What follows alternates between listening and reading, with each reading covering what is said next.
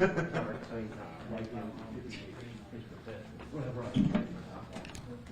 get any water, did you? I did. Good, good. And this is to the point of, I think it's not, you'll be close to being 67.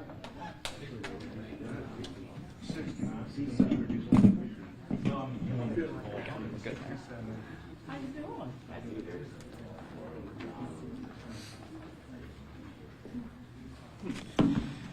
Hello, everybody else. I wasn't ignoring these. I know. Yeah, I told you that.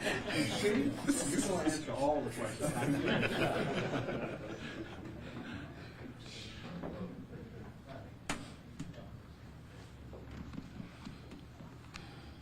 Now for an update from East Baton Rouge Mayor President Sharon Weston Broome. She's expected to walk us through what crews faced overnight and what we can still expect as we're looking at even more rain over the next several days. Let's listen in now. The mayor is at the podium. I want to acknowledge the citizens of our community who have faced flooding in their homes and damage to their property.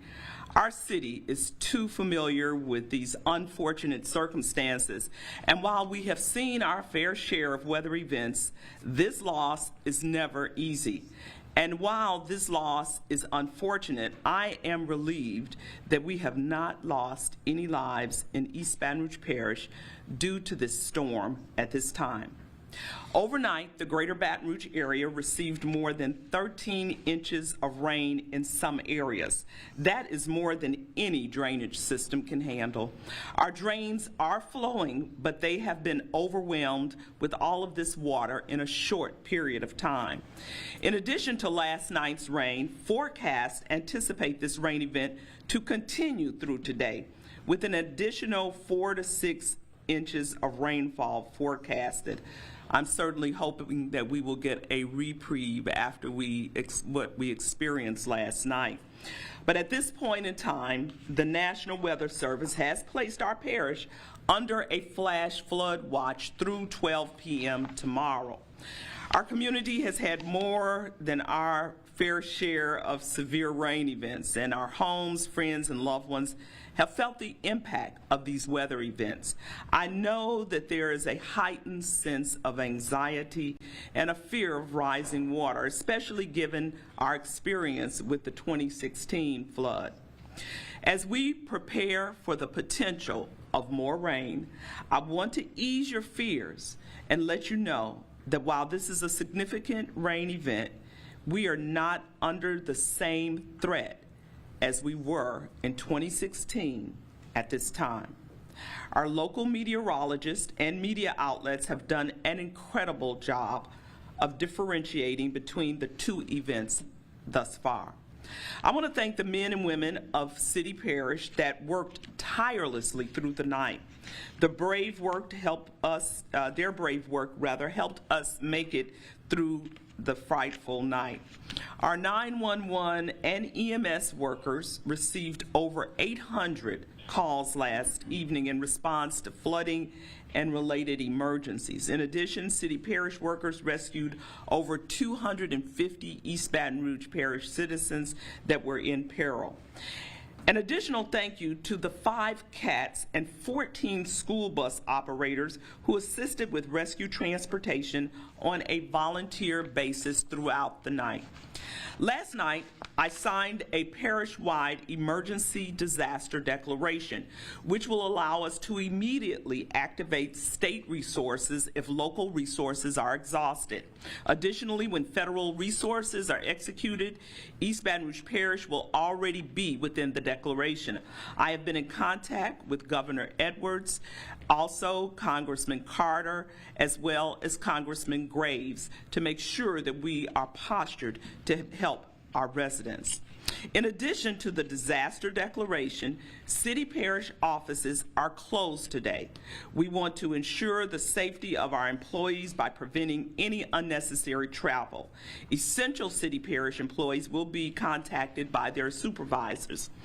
On that note, of those that received flooding and damage, our City Parish damage self-report form is open at brla.gov/emergency.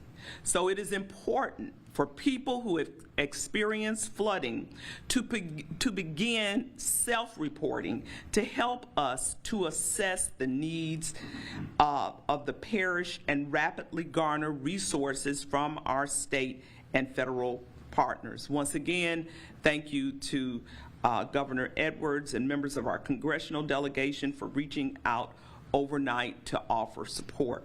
Our state continues to see unprecedented rain events that our drainage systems are not designed to handle, and these events could not be predicted when this infrastructure was implemented decades ago. And while our systems were not designed to mitigate the amount of water currently present, I want to assure you that our city parish team is working diligently to ensure that our systems are operating at full capacity to reduce any risk for our residents. I can assure you that our pumps are working and our drains are flowing. When upwards of over 13 inches of rain arrives in a short period of time, it will overwhelm any system, and this drainage will take time. Within the last few hours, we have seen a significant drop in the water levels in many of our neighborhoods, especially within the southeastern region of the parish. While water levels are dropping, they remain high in our channels. So I implore every resident to remain vigilant and travel only if absolutely necessary. And in that same vein, I ask that those who are traveling remember to turn around and don't drown. 6 inches of moving water has enough power to sweep away a person, and a foot of water can move your vehicle. Do not risk entering waters that have the potential to cause damage or harm to you, your property, or those around you. As we know, these weather systems can change at any moment. This situation is fluid, so take the time this morning to prepare for any additional inclement weather that may come our way. Republic Services is moving forward with Tuesday garbage collection in all areas where they are able to safely travel. The garbage trucks are not able to get down some streets that have flooded vehicles. Thank you for your patience as they took a delayed start this morning. If your service is missed today, then it will be collected on your next service day. The hours at the landfill have been extended today to accommodate the late start. Our 311 operators are reporting overturned trash and garbage bins that are blocking storm drains. Please, take the time to stand up your trash bins if it has fallen over and clean up any debris from overturned bins. While they may seem like small steps, these will support drainage flow as we anticipate the potential of more rain coming to our area.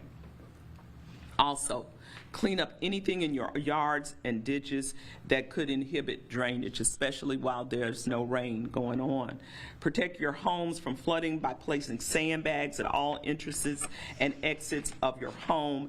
And certainly, as you can imagine, the number of displaced persons have prompted the need to provide shelter and other resources. And so we want to say thank you to our partners throughout the community that have answered our call overnight to rapidly stand up receiving centers at the Baton Rouge Airport, Baton Rouge Fire Station, and St. George Fire Stations. And this morning, Southern University has opened its doors at the Seymour Gymnasium over the next 48 hours for those who have been displaced during this weather event. The shelter is located at Harding Boulevard, and E.C. Harrison and is staffed by the Red Cross to receive any residents in need of a warm and dry place. The Baton Rouge Police Department and East Baton Rouge Parish Sheriff's Office are working to clear roadways of stalled vehicles. At this time, there are only removing cars that are blocking roadways. We ask for your patience as we are responding to a vast number of vehicles left blocking roadways. Our sandbag locations are open and filled for residents that may need sandbags. They are located at the Airline Highway Fairgrounds, Allison Park, Cadillac Street Park, Doyle's Bayou Park, Hartley Bay at Gardere Park, Lovett Road Park, and Memorial Stadium. Severe weather also brings the potential for downed trees, which means power outages. And at this time, we are reporting over 8,000 outages from Entergy, which is down from our peak of 16,000 overnight, and 347 from DEMCO. So please report all outages and down power lines to either Entergy or DEMCO. You can call Entergy at 1-800-ENERGY and DEMCO at 225-262-1177. Please report any down trees and roadways to 311. As I close, I do want to provide the community with an update on our long-term drainage projects in East Baton Rouge Parish. The 5 tributaries project is moving forward, and we plan to advertise 3 projects in July. Those are Bayou Fountain, Wards Creek, and Jones Creek. The 2 channels in the central area, Beaver Bayou and Blackwater Bayou, are still going through the environmental process, which will be completed sometime in September, according to the Corps of Engineers. The Comey River Diversion Canal project is moving along. Bridge replacements are underway and utilities are being relocated. We will be working on this for the next few years. This is a major project to help the northeast part of the parish. As for the stormwater master plan, we are finished with all the investigations of our drainage system. We are now modeling our major channels, which will provide the good technical data we need to reduce flood risk. And this master plan is already helping our drainage department inform their work crew on how to improve drainage. I bring all this up because I do want you to know that work is in progress as it relates to drainage issues in our community. Unfortunately, these weather events don't wait for us to finish our projects, but they are in process.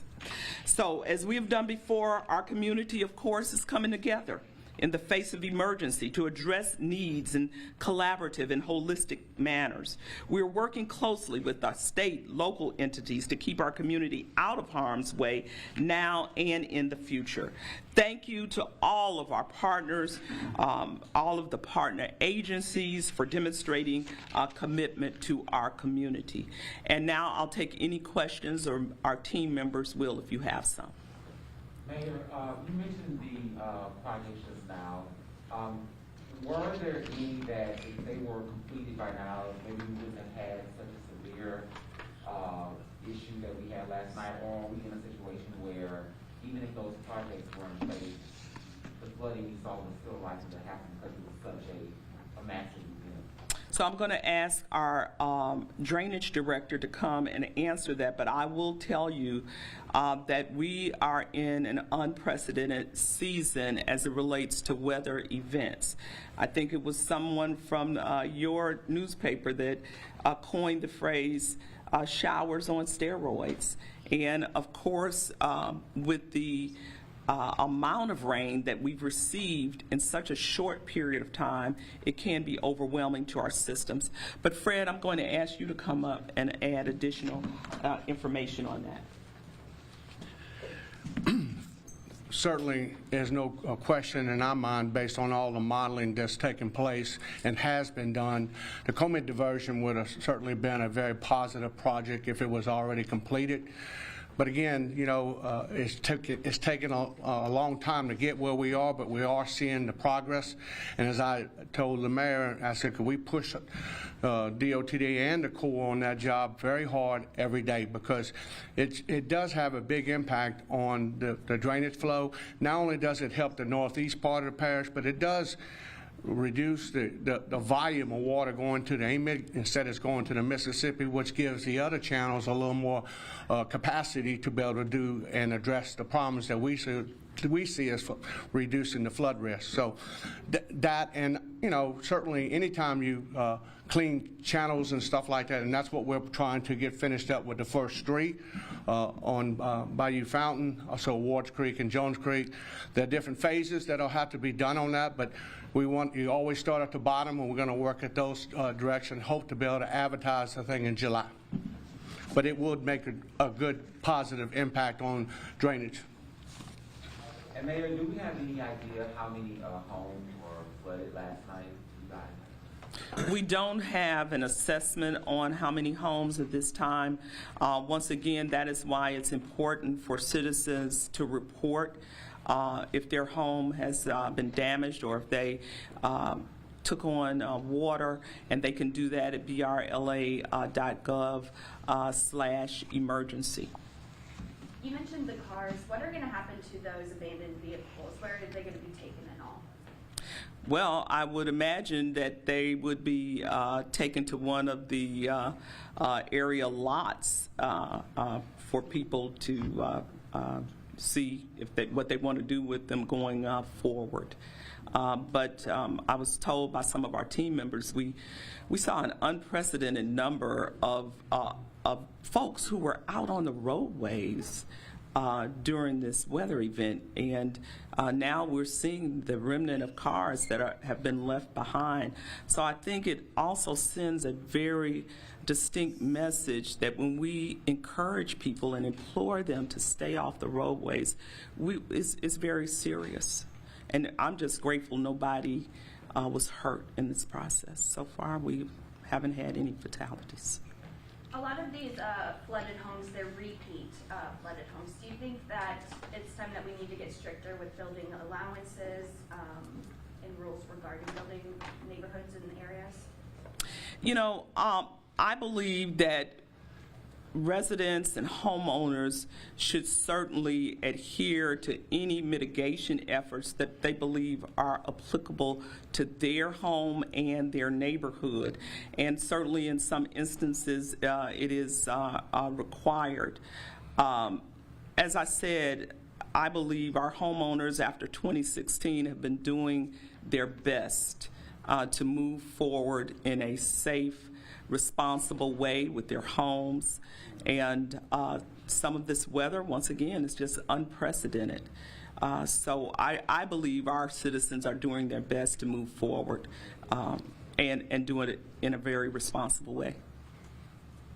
And then you just mentioned 2016 again, but can you kind of ease, or, you know, a lot of people are going to be in fear, or, you know, have some sort of trauma from 2016, but again, you said this, we're not likely going to see that happen again. Yeah, you know, I had many conversations with our team about 2016.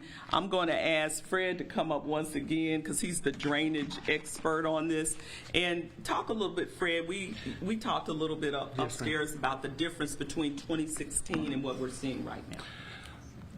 Thanks, Mayor. Let me just say this. From the data that's been provided to us already by the National Weather Service Bureau, and also I would like to commend both TV stations, because Channel 2 and Channel 9 have been very active in trying to make sure to minimize the impact it is to residents of this area. But from what we see, you know, the difference, the big difference is the intense rainfall, because it was, and the duration of that rainfall, because it happened for many days when it rained here. Then it moved up into the north part where it is our drainage basin and dumped another 15 to 16 inches of rain. And when it all came down at the same time, that created real problems for East Baton Rouge Parish. Not only, and Ascension, most important probably is that the wind conditions from the Gulf also impacted how well the water flowed from one direction to the other. It actually held it up a good bit, and that was an issue that we had to deal with. But that's Mother Nature, and we can't always control some of those issues. But you know, I agree with the mayor, but I always like to make sure people stay, you know, in tune to what's going on, because it may happen, it may not happen, but the bottom line is that we got to watch what's taking place with weather from between now and the next couple of days. And then I think once we get a better idea of what that is, and if you listen to the Weather Service Bureau, it could be anywhere from 3 to 7 inches of rain. That's a big variance. So I think just the duration of the rain event and how long it took to get out of the Amite River Basin Commission area, I think that was what created the difference between where we are right now. It's moving more a little faster in the eastern direction, so we don't believe that it will drop as much rain as it did here lately. What do you just have to say to homeowners who are dealing with flooding right now? you know, certainly it's a sad situation because, but again, the type of rainfall event we have, we just don't have drainage structures that can handle this type of event. It's very evident, and you can see when we have those intense rainfalls for a long duration, and when that water comes up as fast as it does, and I know it puts panic on people and the homeowners. You know, certainly we will look at every situation that we have to investigate if there are homes that got flooded, and see what we can do if they wanted to look at being a buyout, possibly, or if it was a problem dealing with some drainage issue. But we will look at that and investigate those issues.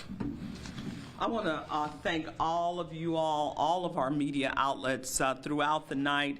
I was able to communicate over the phone with each and every one of our media outlets, those of you all who are represented here today, and I thank you because keeping the lines of communication open with our citizens is very important during this process. So thank you all for being here today, and thank you for allowing us the opportunity to keep the lines of communication open. Thank you. All right, you just heard from Mayor President Sharon Weston Broome and her team there. The mayor saying we were up against a familiar challenge, more than 13 inches of rain in a short amount of time overnight, which is more than what the drainage system could handle in some spots. We do know now that more than 250 people were rescued overnight as that rain just kept coming down overnight. While things did get bad for a lot of you, the mayor does say she is relieved that right now there have not been any deaths reported in the city parish because of that storm. Now, the mayor also points out that while things got pretty scary in parts of our area, we are not under the same threat as 2016. She repeated that a couple of times. That being said, though, we are expecting more rain to fall in the coming days. For that, let's get over to Jeff Morrow now for what we're facing. Jeff? Now let's talk about this, Scotty. You know, we talk about how this isn't like 2016, but for those folks that were impacted, this is your flood event. So we don't want to, you know, shy away from that. This is a new event that we're going to be talking about now, especially for those that are impacted by that. But no one particular rain system is alike. So that's why we can't compare these events. It's important to remember that. Now you take a look at what we're dealing with right now, and it's fairly quiet here across the metro area. This outline in light blue, that's where we have those flash flood warnings. These were the hardest hit areas within our viewing area as we move from the evening hours into the overnight. We still have one little shower right now in the southwestern side of Ascension Parish, still ongoing right now, so that's still dumping some rain in some of those heavily impacted areas. You see all the showers and thunderstorms off towards our west, so we're keeping our eyes on those, but they do not appear to be moving in our general direction at this point. So the flash flood warning for a portion of EBR Parish remains in effect until 1 p.m. this afternoon. The flash flood warning for areas of Ascension, Iberville, and Assumption Parish remains in effect until 12:30 this afternoon. So here's a look at radar in a loop setting, and you can see those showers and thunderstorms here in southwestern Louisiana not really moving much, and in fact appear to be moving back out over the waters of the Gulf of Mexico. The big rains have subsided some here in eastern sections of our viewing area, but still seeing some light rain right now across sections of Livingston and over towards the North Shore. But we're tracking yet another area of low pressure here in southeastern Texas as it moves overhead in the coming days, so it's going to continue to enhance our threat of rainfall. But this area starting to move off towards the east and should allow us a bit of a break from the rains as we move into the early afternoon time frame. But look at all of the flash flood watches, flash flood warnings outlined here in blue. It's a lot to take in with eastern Texas, southern Oklahoma, western Arkansas, and here in South Louisiana. Again, zooming in on our area, the flash flood watch remaining in effect until Wednesday at noon. So not only past today, but into the day tomorrow, and encompasses our entire viewing area. So we still have the potential for some heavy rain, not only for today, but also again potentially into tomorrow. And this is the footprint from radar for this rain event, and where we see these shades of green, yellows, we're talking on the order of 7, 9, 11 inches of rain. And as we zoom in, we have one localized brownish bullseye right here, right between Prairieville and Gonzales. That right now estimated at 13 inches of rain according to Doppler radar, and we have some ground truth rain gauges to illustrate that that has happened in terms of that amount of rainfall, over a foot of rain. Here's the bottom line. Notice where this footprint occurred, south of the I-12 corridor. So the big watershed for the local rivers is generally north of the interstate corridor. So a lot of this is going to be impacting our bayous and our streams, not necessarily our major flow rivers, and those have still been allowed to drain off towards the south. So it's the lower reaches of the Amite where all this water drains back into the Amite that we're really going to have to keep an eye on in the coming days for impacts related to flooding. The northern side of these rivers, essentially the Comite River at Jor, Amite River at Denham Springs, and up towards the north, probably not as significantly impacted as areas south of the river or south of the interstates are going to see along these rivers. So all this water is coming down in some of these bayous and streams, and it's flowing into the Amite River, which eventually will flow into Lake Maurepas. So that's something to keep in mind. So let's take a look at Futurecast as we take you through the day. Overdoing the rains here to our east, but the bottom line is that activity is moving off towards the east. So by lunchtime, should be settling down for most of our viewing area. But as we get into the heat of the day, some showers and thunderstorms are expected to bubble up. Now, a lot of our high-resolution short-range modeling is suggesting not as widespread in terms of rainfall impacts, but does still produce some pockets of heavy rainfall around our area, primarily south of the interstate corridor, where we've already seen some of the heavier rainfall occurring. So it's something to keep an eye on, although we don't expect it to be as wide of impacts as possibly that we saw yesterday, but still that threat of additional flash flooding not out of the question. So we look at 7 o'clock, still a scattering of showers and a few thunderstorms around, but as we go deeper into the evening, it does look like things will begin to settle down across our area, and that trend may carry over into the overnight. But once we get into Wednesday, another threat of heavy rainfall is expected to occur. So this is the rainfall estimate from Futurecast as we take you through the day today. So this takes you all the way through 11 o'clock on Tuesday. Notice the rain amounts here within the metro area. Very negligible, extremely manageable, but you get the sense there's going to be some bullseyes today across sections of our viewing area that could total upwards of 2 to 3 inches of rain, which is what the National Weather Service has been highlighting, is that we're not looking at a widespread 2 to 3 inch rainfall window. We're looking at a localized issue. So the localized flood threat remains in place today. It may just not materialize into a widespread flood threat. But again, the bottom line, no one particular rain event is the same. You folks that have been impacted by this is your flood event. This is not going to be 2016 in terms of some areas of our viewing area, but it has been worse for some folks certainly this time around than it was for 2016, just based on where the rain fell, how much rain fell, and just the conditions, the overall conditions, the environmental conditions that we experienced this time around. All right, there's a lot to talk about in the world of traffic as well. Lots of issues in terms of closures and delays with folks trying to get around town, maybe getting to work or getting to childcare. Johnny Asian is standing by with an update on that. Johnny. Yeah, really too numerous to mention in one quick break, so I'm just going to take a second of your time to give you a highlight.